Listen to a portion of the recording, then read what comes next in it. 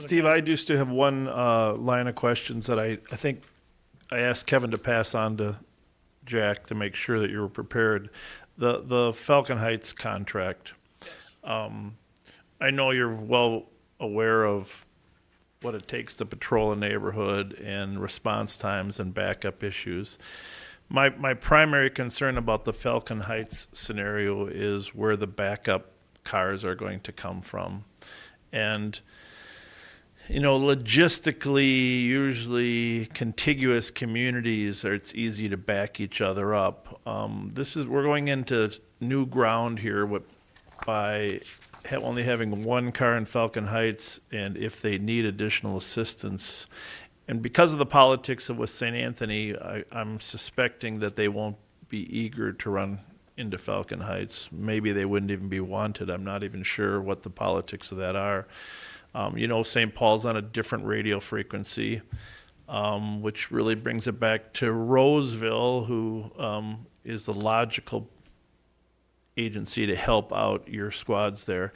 But I'm concerned about the likelihood that the contract city cars in the 7 contract cities, I guess 6 now if you eliminate Gem Lake, from Arden Hills, Shoreview, and Vadnais Heights might be called for either an emergency backup of some sort or just a backup for transportation, arrests, searches, whatever that might be. And I know you're familiar with this, and I'm sure you've thought through, but as the mayor of Vadnais Heights, I just need some assurances that our squads aren't going to be pulled away unnecessarily. Because the odds of the Falcon Heights car ever running up to help Vadnais or Arden Hills or Shoreview are pretty much nil, because they're not going to leave their city unattended since there's only one car there. But the odds and the likelihood that they will need a backup from somewhere is pretty great. So as you've thought through those things, it's a 2.5-mile emergency stretch from County Road D down to Roselawn. It's probably a little longer from Vadnais. I mean, that raises some additional risk. Are you comfortable that we're going to be able to provide backup in a safe way and also a way that doesn't negatively impact the other contract cities? Certainly. Thank you, Mayor. We also share some of those concerns, and they are built into some of the staffing plans that we're looking at.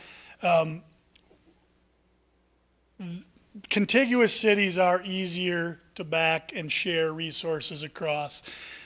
There are some gaps in the schedule, and there will be some times.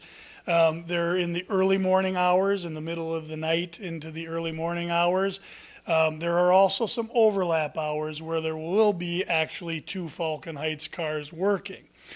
With that being said, we've looked at some of the modeling of how far a Vadnais Heights car might go or drive to assist in White Bear Township.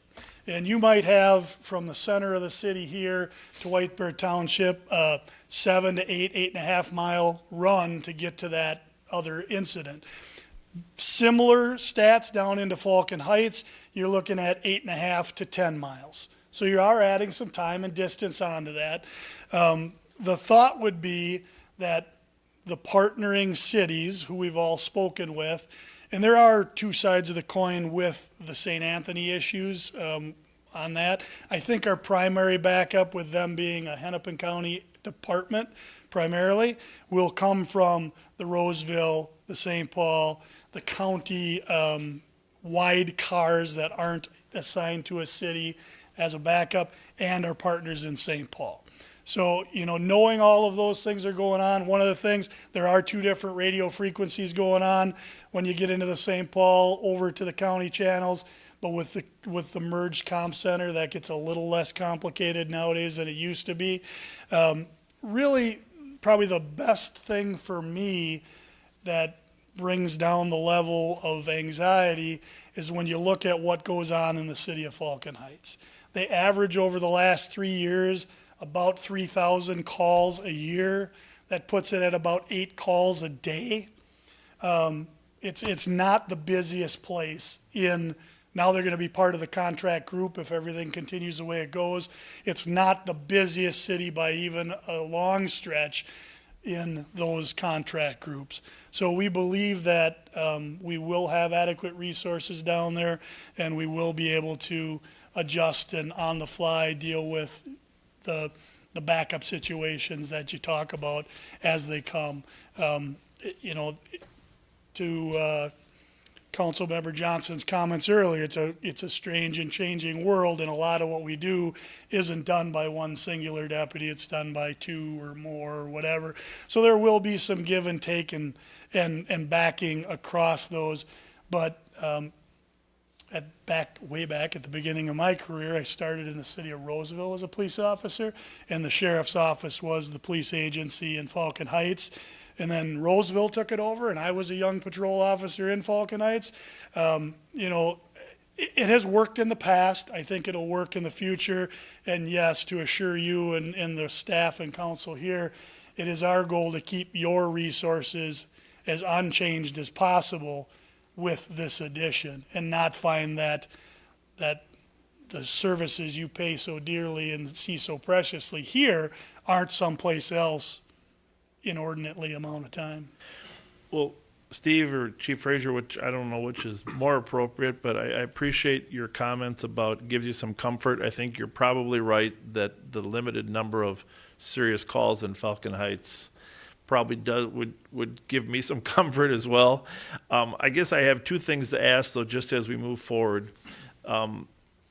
If you could follow up to make sure that the comm center dispatches those priority 2 or 3 calls on St. Paul's frequency, so that if there is an emergency call in Falcon Heights, St. Paul knows about it, because you know how that goes. Yes. Unless you really kind of give them instructions, because there quite often will be a car in Como Park or somewhere in that area that could run up Lexington or Hamlin and Snelling, and it's a quick trip from University and Snelling up to Larpenteur, really, compared to where you might be coming from. That would give me some more comfort. And then if it's possible that we could keep a track of how many times a car from the contract cities is sent into Falcon Heights, I don't think that's terribly difficult. I mean, and the reverse as well, which I don't think is going to happen often. But it would be nice to know by the end of next year, midway through next year, how that's looking in terms of, you know, our cars being pulled in. And finally, just the last thing on the resource issue. I know you said the jail will be up to staff by December 2nd. I think that's great. You know, I guess we read a lot about what's happening. But my understanding is there's going to be another 6.5 deputies necessary for Falcon Heights. Is that the figure that we arrived at, 6.4? That's the number for 24-hour coverage. 24-hour coverage? Are you comfortable, or can we count on you being at full staffing regarding the deputies as well on January 1st, so that the immediate implementation of Falcon Heights isn't going to mean we're running short in the contract cities? Great question. And yes, we had last 3 days we spent in negotiations over new staffing models and schedules and things like that in the ADC with the Teamsters local. We've made great headway on that. That deal will get publicized at some point when it's inked and done. Part of that is also there are right now deputies hired for Falcon Heights working, filling in the ADC, that at some point in the very near future, once that other talks I just mentioned are finalized, will be pulled out and they will be put into other slots, which will forward the 6.5 deputies, 7 deputies to PSSD. We will guarantee you we will be fully staffed on January 1st when the light goes on. That will happen. That's the words we needed to hear. That will happen. Thank you.